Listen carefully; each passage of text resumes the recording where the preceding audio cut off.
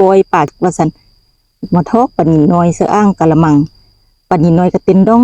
ดองดองดองนี่แหละเพิ่นว่าป่าเต้นกุ้งเต้นปานนินน้อยผมล่ำแหละพี่น้องแล้วก็บีบมะนาวหัวใส่จัก2กีบนึงซั่นดอกบ้าแล้วเรียบร้อยแล้วก็คนไปคุเลไปคุเลมาขอโทษขออภัยที่ว่าผู้บ่มักเนาะคันผู้บ่มักเอ้ย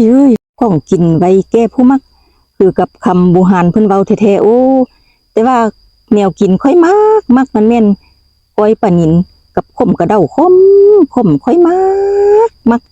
ทักทายสบายดีพี่น้องปองไปเบิดชูคนมื้อนี้ก็อยู่กับซ่องใหญ่วิไลมังม่อนเส้นเก่าเหมือนเดิมมื้อนี้เพิ่นก็ไปเฮ็ดเวียกเด้บ่แม่นอยู่ลาเด้พี่น้องเอ้ยไปเสียบมันต้นก็บ่แม่นมันต้นค่อยดอกเสียบมันต้นเผาแล้วตอนเช้าแล้วก็ตอนช่วยก็สิมาตกกาค่อยซันเดย์ช่วยมาแล้วก็ปาดมีเมนูก้อยปลานิลน้อยกำลังเต้นยั่วอยู่กะเกียมผักบัวหัวหอมมะนาวอันซอยเป็นแว่นแล้วนั่นแม่นปลาข้อซีนปลาข้อหรือว่าเนื้อปลาข้อพี่น้องผักบัวก็หั่นไว้แล้วหัวสีขาวป้านี่ก็สิเกียมไว้ปิ้งนำเด้เกียมไว้ปิ้งหลายเมนู3เมนูก้อนมื้อนี้ก็ได้ว่าหลายคนดิเฮ็ดตั้งแต่เช้าเท่าสวยก็เมื่อยบัดนี้ก็สิกอยป่ากินคักๆว่าซั่นมาทอกปานนินน้อยเสออ้างกะละมังปานนินน้อยก็เต้นดองดองนี่แหละเพิ่นว่าป่าเต้นกุ้งเต้นปานนินน้อยผมล่ำแหละพี่น้องแล้วก็บีบมะนาวหัวใส่จัก2กีบนึงซั่นดอกบ้าคันบ่ใส่มันก็สิบ่ดับกินข้าวเนาะพี่น้องหั่นผักหอมลาบผักหยังไปเรียบร้อยแล้วก็คนเขายั่วไปเขายั่วมาแล้วเกลือใส่เป็นนัวใส่แล้วก็มักเผ็ดผงใส่พี่น้องมักเผ็ดผงหวานใส่แดงจึ้งครึ่งคันบ่ใส่เผ็ดก็สิบ่แซ่บคันใส่เผ็ดหลายก็สิปากแดงจึ้งครึ่งเลยเนาะพี่น้องคนไปโคเลมาแล้วเรียบร้อยแล้วก็สิเอาผักหอมมันลงมาใส่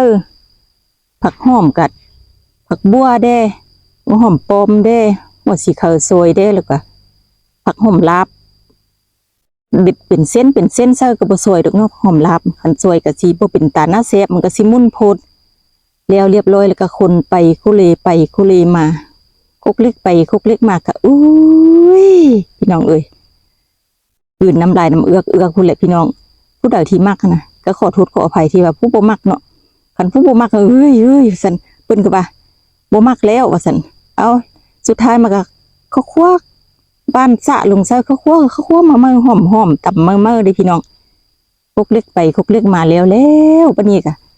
สุดท้ายมันก็ตักมาซีมกับบริซีมน้อยๆแหละซีมเต็มบวงจูนพุ่นเพราะว่าค่อยมักเด้เนาะคันบ่มักก็บ่กินเด้เนาะพี่น้องคันว่าบ่มักก็ว่าเอ้ยกินดิบๆนี่บ่เอานำแล้วเพิ่นก็สิว่าเอามาฮอดนี้ก็สิขอจบคลิปนี้ลงคลิปนี้ไว้เพียงซ้ำนี้ฝากกดไลค์กดแชร์กดติดตามช่อง YouTube ให้ใหญ่วิไลมังม่อนคนนี้เด้อเพื่อเป็นกำลังแห่งใจให้ใหญ่วิไลมังม่อนคนนี้สู้ๆก็เฮ็ดคลิปต่อไปให้พ่อแม่พี่น้องได้เบิ่งได้ชมอีก